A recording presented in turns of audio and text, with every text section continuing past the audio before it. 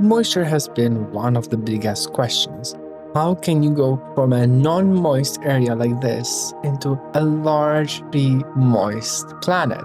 And I think I finally figured that out. So let's start from the beginning. I created a star system with one planet with water to start with, and then a couple more rocky planets. Using the planet with water, I wanted to start testing out with the water that's already existing, so I try not to overdo it, but the amount of water that there is in the beginning is relatively low. I start by adjusting the axial tilt and the cloud surface albedos, because that's the one step we always do to try and balance the temperature. I also put up the moisture versus water proportion chart, and that is something that we want to have more kind of moisture in the air and humidity compared to the water in the sea. Next thing, I start playing around with the rainfall rates. And by lowering the rainfall rates, I started to see change in how the water and land distribution appeared in the planet, and I started to form clouds above the sea.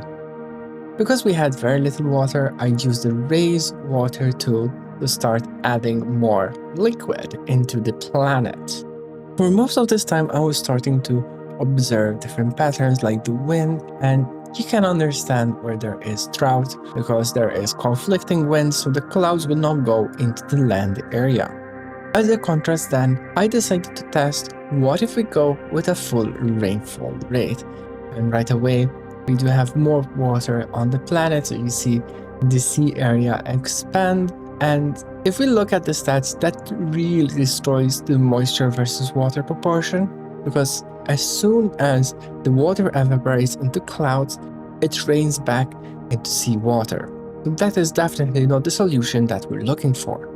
Just a few seconds later, as soon as I put the rainfall rate back down, you can see that the land area starts to increase, or rather that the water is decreasing. So yeah, maybe we're gonna keep the rainfall rate low for now to generate the clouds that we're seeing.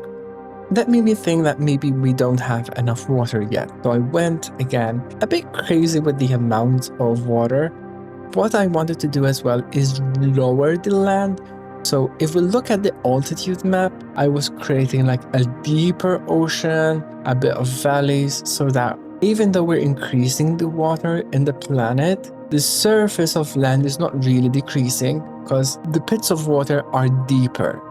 Because of that, it kind of helped to have a higher moisture per water proportion because it's considering only the water tiles rather than the depth of the water. I kept adding more and more water, and you can see I've also increased the cloud albedo, so number of clouds has definitely increased. It's a very cloudy planet, but I was still struggling to get the moisture that I was expecting. Then that made me question, can we introduce plants to change the formation of the land? And I managed to get plants that require no soil moisture or humidity into this area of no moisture, and the plants did not change anything whatsoever. So then I thought, what if I play around with the altitude and I create a small hole crater and try and place a bit of water, so maybe it kind of makes the surrounding area moist. Now, the amount of water or the amount of land that I excavated was much bigger than I was aiming for, so I played around and raised the land back and flattened it out. As soon as I did that and I removed all water, one thing stood out. The soil was still moist, even though there is no longer any water. I wasn't sure, but when looking at the moisture map, there was no change being done, so I might have accidentally made this moist forever. I'm very excited with this discovery, but I'm not 100% sure. So I had to the closest planet to the sun, which is right now a rocky planet, and start by configuring core heat, axial tilt, a bit of the atmospheric albedos, and launch a lot of comets to add water. After the planet stabilized very briefly, I added a bunch of basic plants because plants is the perfect way for us to test this out. And I found the biggest patch of super dry, no moist soil. So we have like a really large desert in this warm island. I added another basic plant next to it, and I evolved it manually to speed up this process of experimentation. The plant has managed to expand to the no moisture areas. We have vegetation, but we don't have any moisture. This is perfect for our test. And we're going to use the get and drop water tool and place it into the center of this area and see what happens. And as you can see, the water does dry up relatively quickly. It does have a small patch that takes a couple of minutes. Obviously, I am playing on timestamp speed, so that helps with the experimentation, but the water did evaporate and it left the soil moist. I took the plant and evolved it into a tree, which required low humidity and low moisture. I did have maximum moisture and medium humidity here, but I wanted to play it safe. And I wanted to see if over time that changes the moisture of the area or just stays as is. In reality, the moisture remained the same even though the area expanded into the trees. So all moist tiles had trees, but no more tiles had expanded to become moist.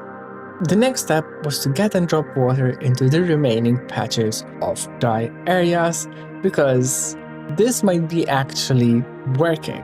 What's really fun is as soon as I start dropping in these areas, you can see that the land changes colors, and in most cases you'll start seeing the trees pop up in different areas. Despite the general success, I did still find a couple of tiles that were still dry without any moisture. So I tried again putting water and see what happens. And I noticed that the water is immediately sliding down, so this is a problem of altitude. This tile is at 5 kilometers high, so it's understandable. As soon as I put any water, it slides down before it can evaporate, so the moisture does not remain there. So we're gonna use the lower land tool, and we're going to flatten this out a bit and then rebalance the water so that it doesn't stay there in that little hole. That said, after I removed the water, the area still became dry without any moisture. So I continued to lower the land a little bit and get a bit more water and drop it again. I should have been more careful because it did drown a couple of trees, but they immediately grew back, and it's clear that this is kind of the right path towards the solution that we want.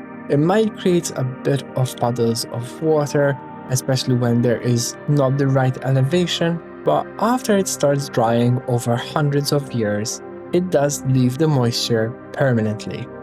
I looked at the rest of the planet and there were a couple more patches that were dry, so I just repeated the process, and yeah, it keeps working. This is the hack to get moisture over dry soil, get and drop water, and see, this super dry island is now luscious with trees.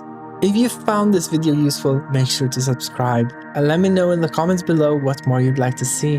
Bye bye.